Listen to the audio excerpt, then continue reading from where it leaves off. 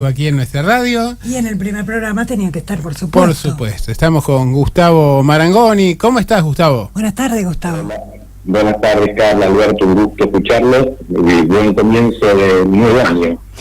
Muchas gracias, Gustavo. Muchas gracias. Igualmente para vos, porque no hemos hablado en el transcurso de lo que va de este año.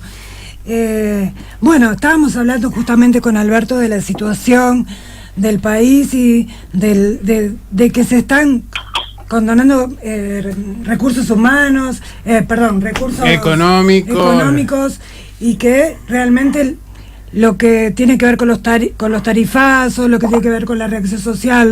los salarios y lo que se pronostica para este año y para después de las elecciones no es muy alentador.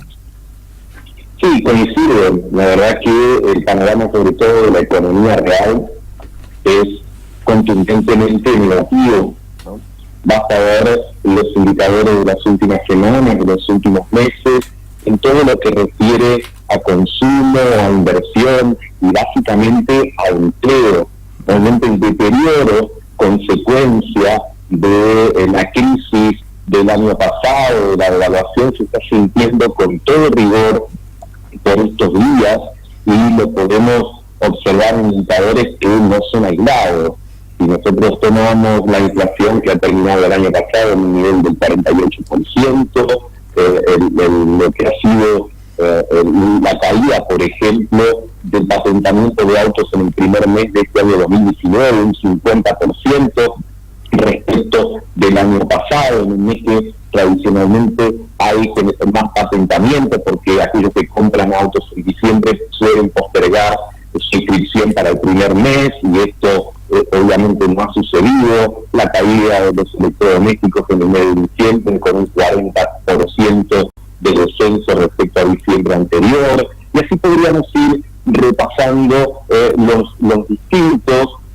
escenarios productivos, y todos lamentablemente van a dar malas noticias. Vemos cómo a diario hay empresas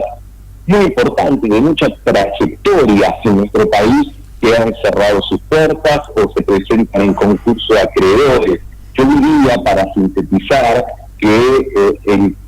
impacto de la medicina para estabilizar el mercado cambiario a partir de una agresiva política de tasas de interés muy altas que están absolutamente disociadas de las necesidades del mundo productivo, son algunas de las explicaciones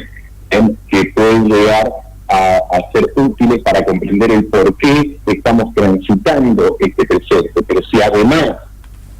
tomamos como comparativo estos 3 años de la administración de Cambiemos con los últimos 4 de Cristina Fernández, que ya no fueron buenos, estos aún son peores. Pensemos que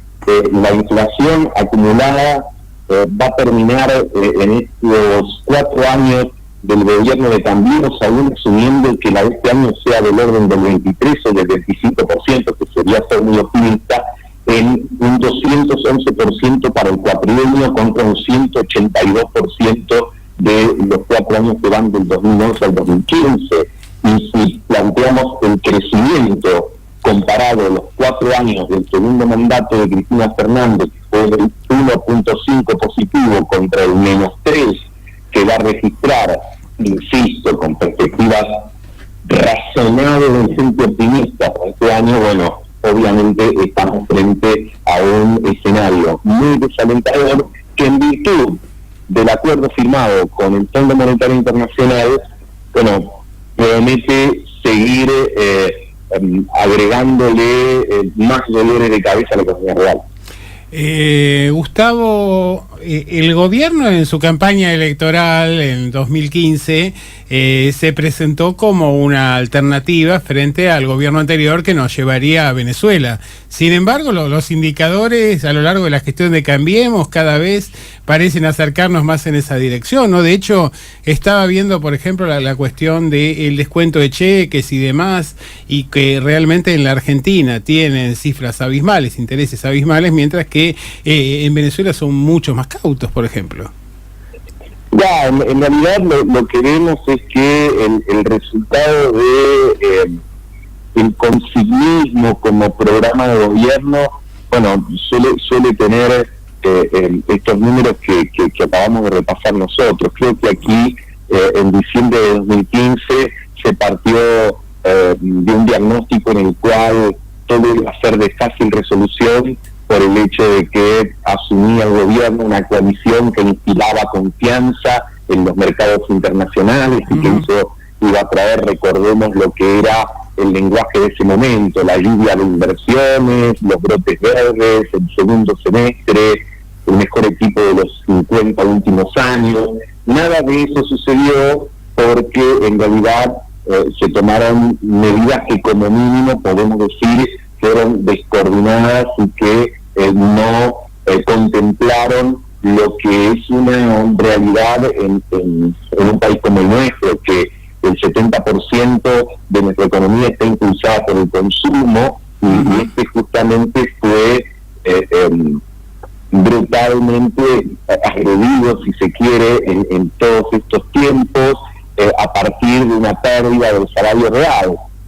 Solamente en el 2018 la caída del poder de compra de las remuneraciones registradas estuvo en el orden del 20%. Esto naturalmente que abre interrogantes de cara a este año y de cara al futuro, porque si los salarios no se recuperan, entonces ese 70% que representa el consumo es muy difícil que se recupere. Y la inflación, que es un flagelo, es cierto, de muchísimo tiempo en la Argentina, pero continúa siéndolo porque aún drásticas medidas monetarias como esta de el agregado monetario cero, es decir, la idea de que el Banco Central ya no emita, sin embargo, tiene como contrapartida, y justamente destacando esta falta de coordinación que les mencionaba antes, un aumento sistemático de los costos, ya sea por los aumentos de las tarifas o por los aumentos de impuestos. Así que estamos frente a las consecuencias de, por un lado, voluntarismo, por el otro lado, también una perspectiva conceptual ideológica que en última instancia primó lo financiero sobre lo real, pero de una manera muy peculiar, porque lo financiero no está visto como forma de apalancar el sistema productivo, sino como estrategia para tratar de estabilizar una situación, pero a partir de un desincentivo enorme como son las tasas de interés, que justamente provocan estas consecuencias que vos relatabas, Alberto, recién, es decir, cualquier empresario pyme, cualquier comerciante, pequeño, mediano, pero también las grandes empresas, se encuentran frente a la situación de que un descuento de cheques o un adelanto de cuenta corriente llegan casi al 100% en tasa de interés, y esto indudablemente no es el entorno en el cual pueden, ya no digo florecer las inversiones, sino siquiera desenvolverse normalmente la actividad cotidiana.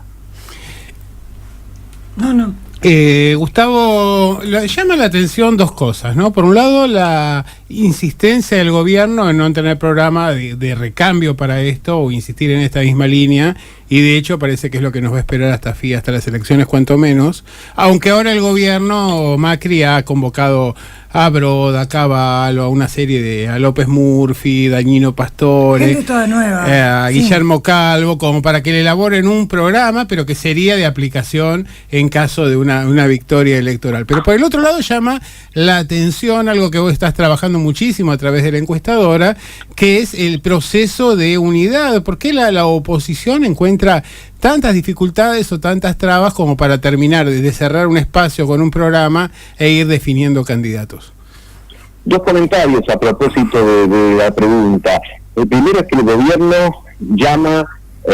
a reunión a estos economistas que, si me tienen que señalar un error, es el de no haber llevado el ajuste todavía a una frontera más lejana. Así es. Es decir, aquellos que le devuelven como un eco su propia opinión y de alguna manera le dicen a la administración de Cambiemos como que ha sido demasiada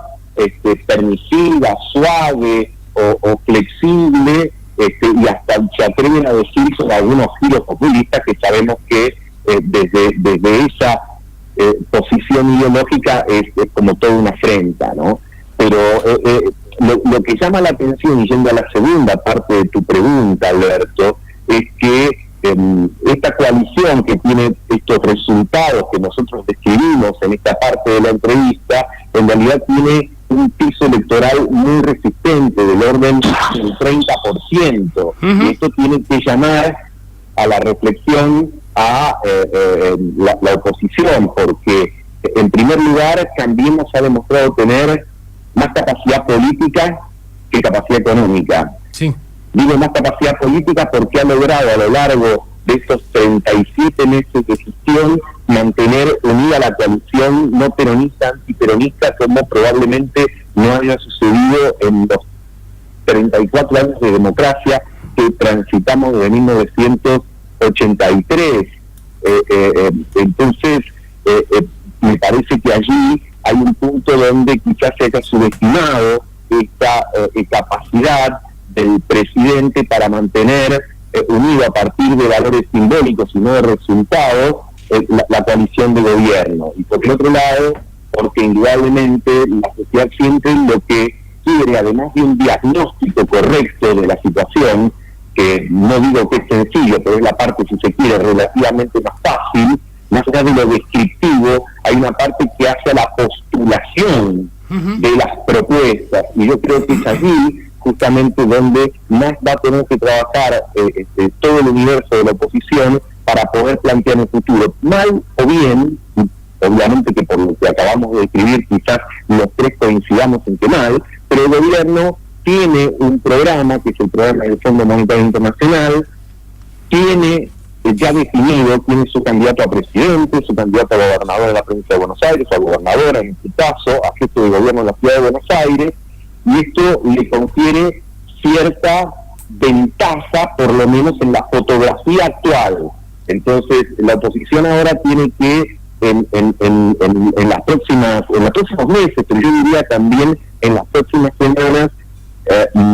que dar señales en todos estos aspectos para tratar de darle una encarnadura y un relieve a este 65% de rechazo que tiene la administración de Cambiemos para que pueda ser traducido en una propuesta política efectiva, porque una cosa es tener un rol